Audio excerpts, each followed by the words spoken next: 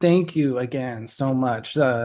Even like the video aside, this stuff is really fascinating to me. Always has been. So I'm here with my favorite old neighbor, Gabby Rodriguez, and you have quite a crazy story. I haven't heard all the details, but I'm definitely excited to. So you've lived in Moore for how long? So we moved there November of 2012. I'm sorry, November of 2011. Okay. So we had lived there, a year and a half when the tornado of May 20th, 2013 hit our Good. community. Okay, so this was your first tornado experience then, I take it. Yes, definitely. So I grew up in Oklahoma and I remember doing like tornado like position in school all the time. And I remember from time to time like the sirens going off, but I never felt traumatized like by a tornado or a tornado siren. And I never had known anybody that had actually been affected by a tornado before this experience. So even that morning when I was driving to the office, I I remember thinking because the Sunday night there had been some tornadoes like in El Reno or Guthrie, and as I was driving, I was thinking, it's so weird that I have lived my whole life in Oklahoma or Oklahoma City, and I don't even know one person that has been affected by a tornado. And little did I know that that night, like I would experience one, like I would be more familiar with a tornado than like I ever wanted to be. Yeah. Gosh, that is crazy. So just tell me about your day a little bit before that. Were you watching the weather, the broadcast, the cable news stuff leading up to the afternoon? So that morning, that evening, that Sunday night, it really caught our attention because the tornado that happened on May 19th, wherever it was, had really Oh, caused some devastation. And so we were like just on high alert because of that.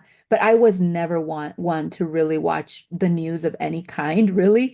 yeah. And so I just never really was up to date with what was happening with the weather. Again, I never had experienced it. And I just never really thought that it was that important actually. And Yeah. so just woke up, regular day, took the kids to school. I was headed to the office. It was really gloomy, kind of rainy that morning, but by like lunchtime, it was like really, really hot, which now like my gut always like tells me worry, worry when it's like Uh, that in a way. yeah. But then I just didn't really know. I was just, so weird. It's so warm. I went to lunch with my husband at Johnny Carino's. It's just across the street from where we work, and it was just a normal day. We were talking. It was May 20th, and my birthday is May 22nd, and so we were just talking about like what we were going to do the rest of the week, like the plan. What do you want to do for your birthday? How are we going to celebrate? All those things. And by that evening, like that no longer mattered. Like it was just Yeah. like it's the fact that I get to be alive another birthday was the greatest blessing. Like it didn't matter that we didn't get to celebrate, how we usually do, but it really changed our life and our perspective for sure. Yeah, I can imagine. I can only imagine. I imagine often, but so you had two of your kids that were at Briarwood, right? Yes, I had a kindergartner and then I had a second grader. Okay. And so, Um, well, go ahead, go ahead. Yeah, and so they again never had experienced anything, had never been scared of tornadoes. And so we left lunch, my husband and I that day, and then he headed off to the north side of town and I came back to the office. And then he called me about an hour or and a half later and he said, "Hey, it's raining and hailing really, really bad where I am." And he said, and I was listening to the radio, and they're saying that there is really bad weather coming to like most of the metro, but like they're talking about more in Norman. Mm.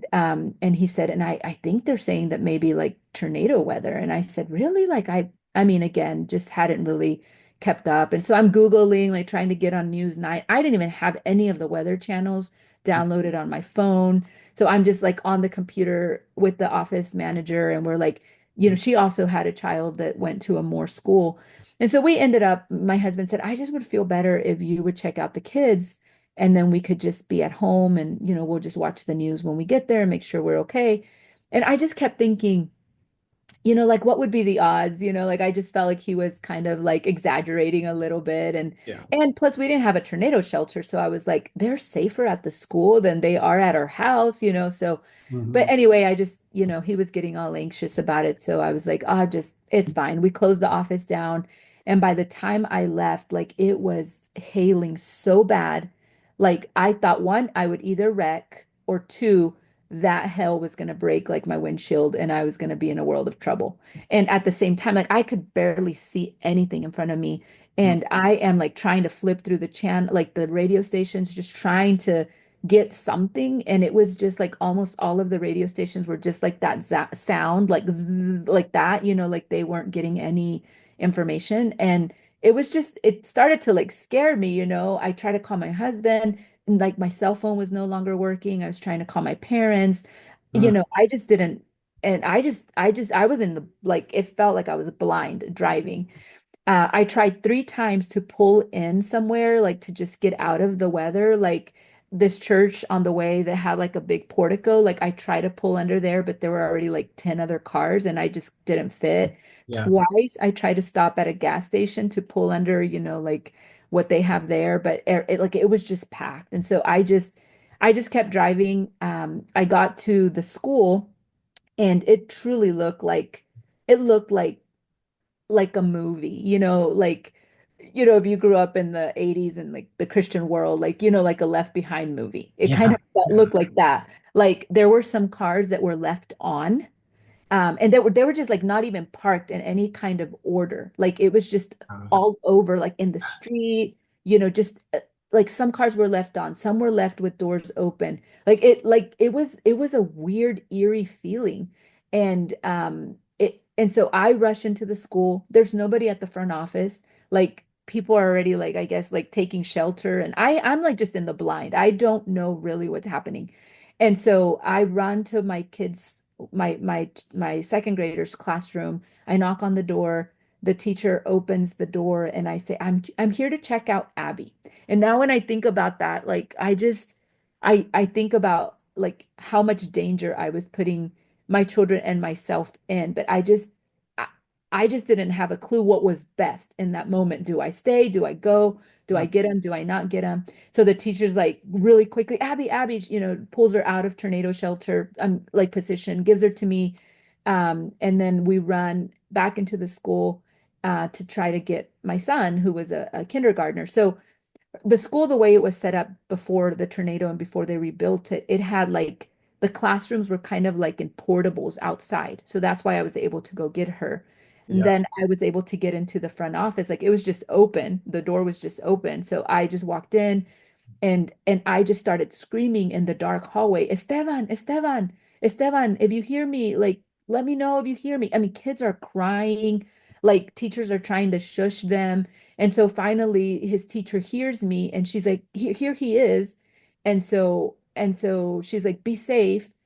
And at that moment, like I'm still like, do I go home? Do I stay here? I just did not know. And I hadn't been able to get text messages or phone calls for about 30 minutes. And in that moment, I got a text that came through from my dad that said, Gabby, please tell me that you are in a shelter right now because a tornado has just hit Stone Meadows, which was the neighborhood where you and I live. You lived and I live now. And in that moment, it was like clarity. Obviously it was my answer. Don't leave, right? So Yeah. I just told the kids to get in tornado shelter position there, and then I just threw my body on top of them. Like it was just kind of like a reaction. And then like the sound that I'll never forget, like a runaway train. Like the ground starts shaking, really, like really the ground starts shaking. It starts moving and you hear the sound like it's just like this runaway train.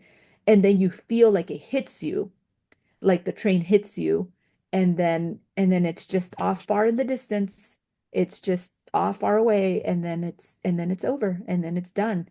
And so we had taken position under like a wall, a hallway in the school but I didn't realize it was one of those that has like a big glass, Mm. inside, like on it, but it was dark. I couldn't Yeah. like the school had already lost electricity. Yeah. So that wall fell on top of us.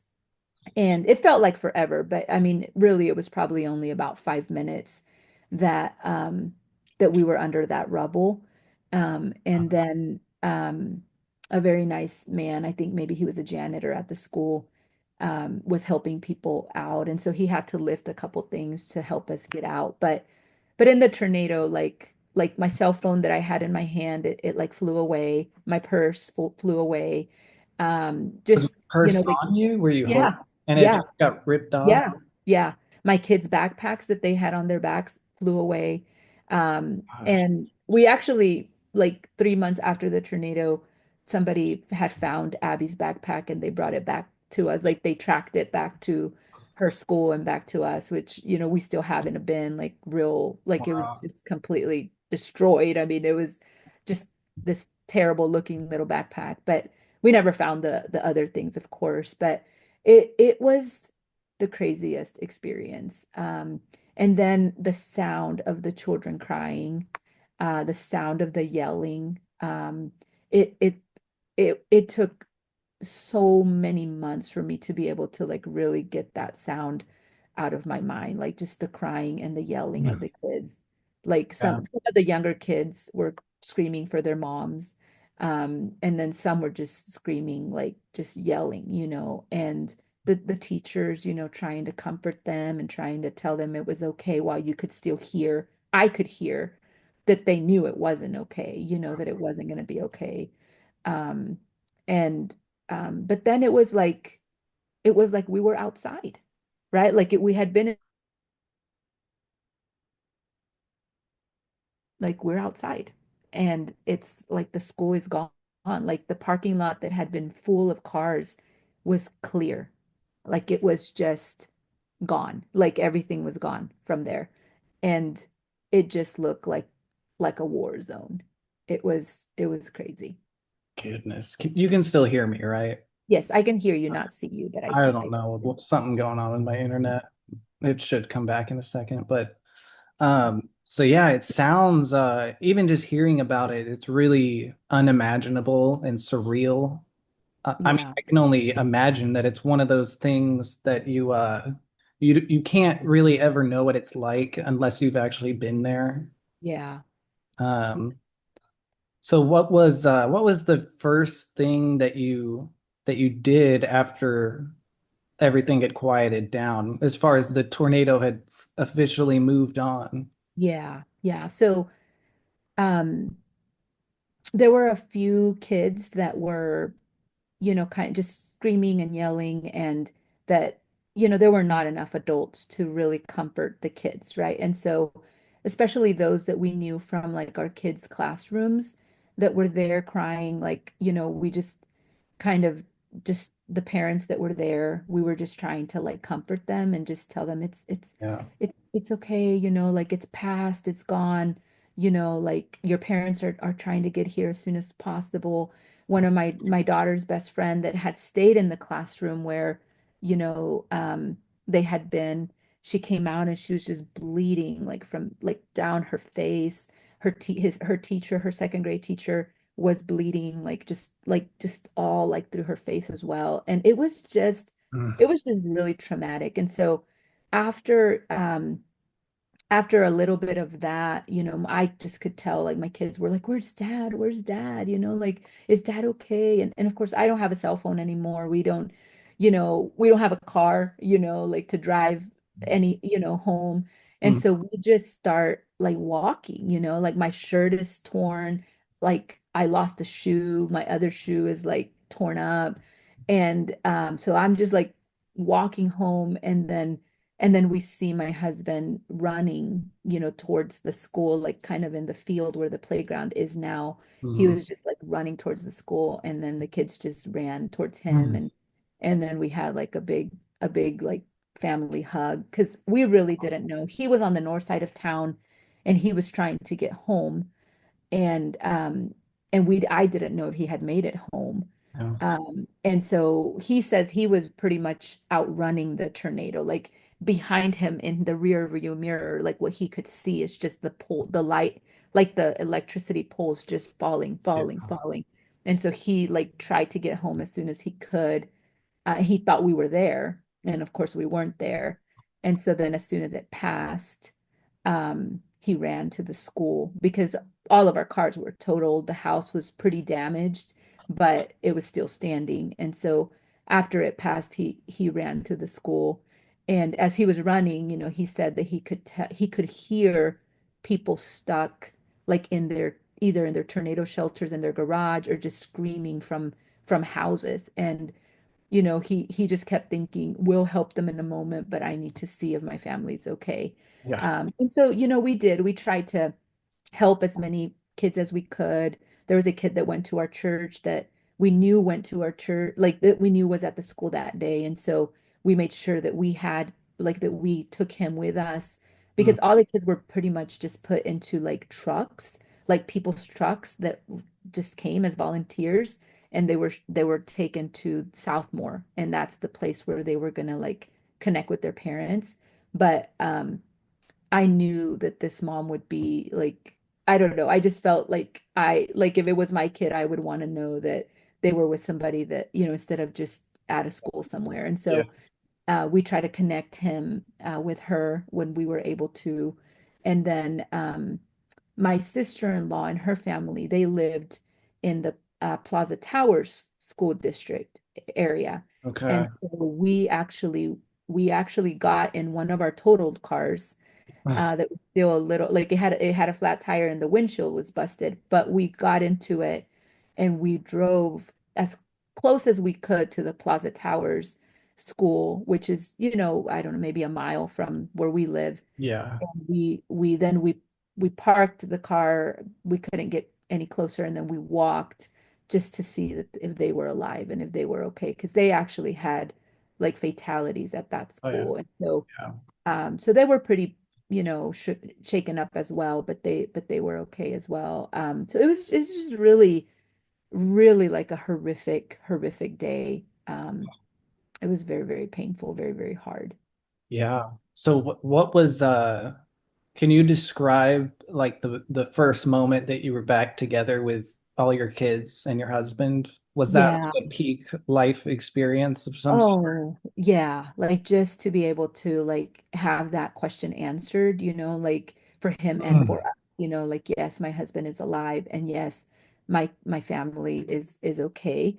And at the same time, Danny, you hold the gratitude and then you hold the sorrow for the families that didn't have that reunion, and as a person of faith, it really like it really bothered me for a long time, like why we were okay when so many other families weren't, and it really like you lose that kind of like innocent faith that bad things can't happen to you, Mm. because we knew of very awesome people that like lost children or lost a loved one, and so we were so relieved, and then at the same time it was hard to share the story for a long time because there was so much grief Yeah. going on in our community. And so why do we get to be okay? Why do we get to have our kids and put them to bed tonight, Um, and so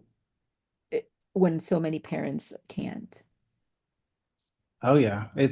I mean, there's a lot of people like me that for whatever reason have this obsession, fascination with watching and listening to tornado science and tornado stories and history. And whenever you watch so many of those videos, it can kind of just seem like a movie almost. Like Mhm. you get disconnected from the reality of it, especially because most people haven't lived through even a Mhm. minor tornado, much less an actual EF5 directly on top of you. Yeah. Um, yeah, so it's amazing to hear.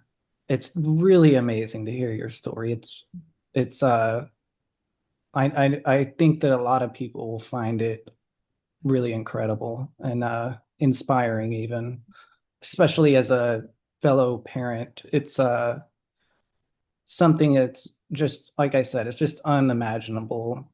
It's hard to grasp that that actually happens to people that you know.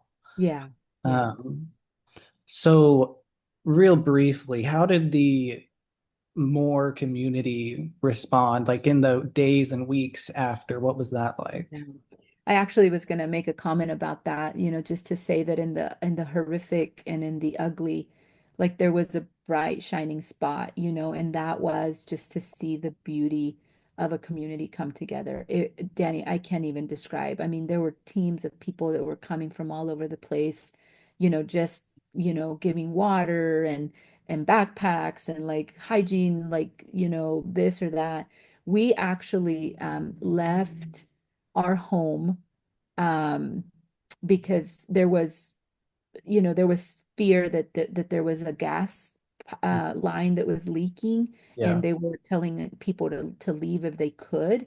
And so we actually left our home and then couldn't get back in to our community Okay. for about 4 days. And when Uh, we came back, somebody had tarped our whole roof. I wow. don't know who it was, but somebody had just seen the need and just tarped our roof because we didn't have anything at home. And when we left to go check on my sister-in-law, we were not able to come back to our house. And we actually ended up driving, and we actually found a person we sort of knew that lived in Norman, and we asked if we could stay at their house for the night because all the hotels were filled. We couldn't get back home. I had lost my purse. I didn't have identification. It was crazy. But to see like the community come together in the months, and I mean months that transpired, Mm, like after, it wasn't like, oh, 1 week and yeah. all of this. No, it was months. And I mean, so we worked on our house and we had just strangers like cleaning up our yard, and then, our church became a hub of of support for the tornado too. And so then we had so much help, more than we needed, actually there at the end. But there were people that would set up at like a Home Depot parking lot and just say free burgers for people that are working on their houses. Or I mean, there was just so much generosity that poured in. We actually received a free shelter No. after the tornado by an organization that donated resources, for that. And it really was the most beautiful thing I think that I have seen is a community come together. And then all of our fences were down. So Mm, imagine you used to live in the area. So all of our fences were down. Like you could see from your backyard all the way down, like to the other, like, yeah. block. And it was beautiful. Like, we would be grilling out, because we actually came back before the electricity came back. We came back to the house and we'd be grilling out because that's all everybody could do. And then, people you didn't know, neighbors that have been your neighbors that Yeah. you hadn't even introduced each other to, they were just, oh, like it smells good. We're making burgers. Would you like one? Oh, we're making, carne asada. Would you like some? And it almost seemed, I almost felt like grief whenever the fences started to go back up. Ah, That's another story. There is something to say yeah. about fences and how Oh yeah. private, we keep ourselves. But that was a beautiful part of that season Mm, that, I started journaling during that time and really trying to find something to be grateful for, every day. And that was one of the things I journaled about. I'm so grateful the fences are down, and that we get to meet our neighbors in yeah. the most beautiful of ways. So Yeah. A lot of people like me, they find the science of it all really fascinating, but I think I would say the majority of people, it's the it's the like crazy intensity of the highs and the lows of what people like you go through and have been through, and watching the reactions that like how all these barriers like fences, but emotional and psychological barriers that we have between strangers and whoever, how those kind of seem to just disappear, and the best part of people comes mm, out, a yeah, really selfless, Yeah. side that only comes out in Hmm. a situation like that, some kind of intense disaster. So Yeah. it's just amazing to hear about this. So how has this experience changed the way you see weather and storms? Yeah. Well, I downloaded all of the weather apps on my phone. Yeah. And in some ways, like me and my children, we were the ones in the actual building that, was demolished. But I feel like my husband maybe is more traumatized than we are. Um, just the very real possibility that he could have like stayed without, he could have lost his whole Oh yeah. family. Yeah. And so he is very, very weather aware, um, to the point that it's a little bit exaggerated. My family says, even if there's any kind of raindrop, Sergio will go into the tornado shelter, which is not true, but he has been deeply, deeply affected by that. And so we probably act a little bit more exaggerated than most people. So we are quick to cancel plans Mhm. on days where there could be tornadoes. We're quick to just apologize and say, sorry, we're gonna cancel that meeting, or we're not gonna, and people give us grace. They know that such is our story, and that we were shaped by that experience. And so we we like to say we don't live in fear of tornadoes, but we do have huge respect for them now. Um, and that's the truth. We just know they're very powerful, and that they can really change your life. And so we try to do everything possible to be together on tornado days. So, like, a friend had invited me to go on a retreat with her next week. And, I was just passing the idea by my husband, just to see if we could work that out, and, if it would work with our calendar and stuff. And, he was like, oh, May is, just May is a bad, and I'm like, okay, I just need to respect that, that if next week happened to have any bad, severe days, the anxiety of not being together would be so real. Yeah. Um, and so it has affected us in that way.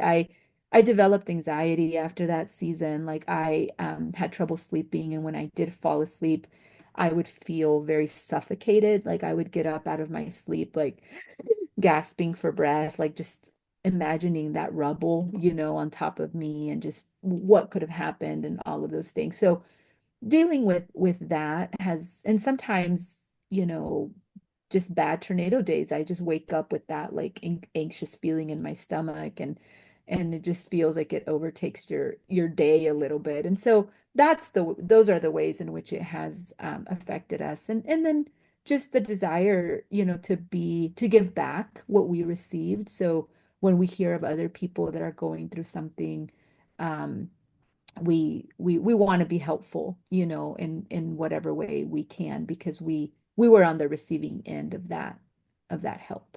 So Yeah. That's amazing. I think this might be the best story I've ever had somebody tell me about. Um, so what would be one thing that people could take away from your experience if you had to put it to something like that? yeah. So I would say, um, oh, that's so hard. I would say, don't always dismiss what the weather people say. I know they get it wrong often, and they get us riled up, and then like, I think their motto is like better safe than sorry, and I do have huge appreciation for them, um but maybe don't just always disregard it. Be attentive, be present, um and as much as, for some people, like, it is just very fascinating.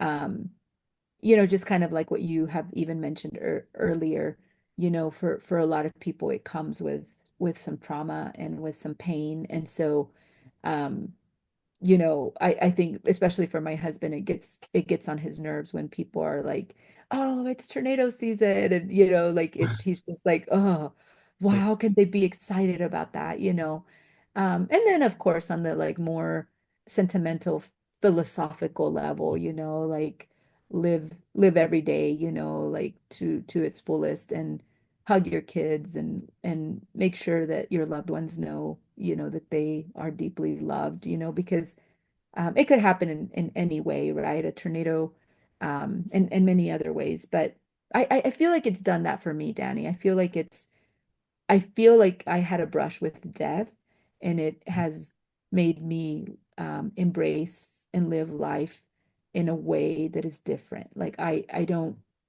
want um to just live life. I want to actually be who I was put on this world to be, and so sometimes like it just opens your eyes in a bigger way. And so I'm just saying like have compassion, for those that struggle with any kind of like natural disaster or tragedy that would come upon them. So Yeah. Well, thank you so much. Seriously, this has been really interesting. I'll probably edit it a little bit, but actually what I might do is put this whole video up, put a bunch of it in the video and then put the whole thing up unedited just because it's I if even if I didn't do this video or know you, if I when I'm working, I listen to stuff like this. Sometimes I'll go on a binge and just listen endlessly. And there's a lot of people like that, that for whatever reason, these stories mean a lot to people. mhm. And Yeah, yours is as amazing and incredible, leaves me speechless. And it's all just so unimaginable, especially to happen to somebody that I know. yeah. Um, Yeah. and it's Let me read you a brief something, Danny. So my daughter Abby, she was 7 at the time, and a few days after the tornado, she wrote something in her like little journal, and this is what she wrote. So this is like it was titled "How I Felt in the Tornado," and she said, "I felt very scared on the outside, but on the inside, I was okay. I felt peace, and then I loved my mom so much because she risked her life to save us." And then big glass fell on her. And then she asked for help and somebody helped her. And then my dad came running for us and we had a big family hug. And I saw my friends, they had blood on them. My dad tried to gather a group of kids and make them feel better. So that's, her sweet little interpretation of what happened, that day. But I really am grateful for the opportunity to like share our story. There's always healing in that, and sometimes for those that are fascinated because they've been through something like that, sometimes you just find Mhm. like another person's story, like, oh man, like Oh yeah. they understand what I'm going through, what I went through. And so I'm grateful for those that are weather geeks and that love all this stuff as well. And I thank you for the opportunity to share my Yeah. story.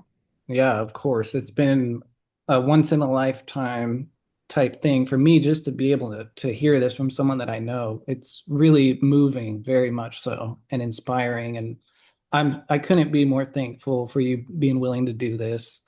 Um, yeah, I'm excited to get this video out. I'm hoping that I will by this weekend, probably.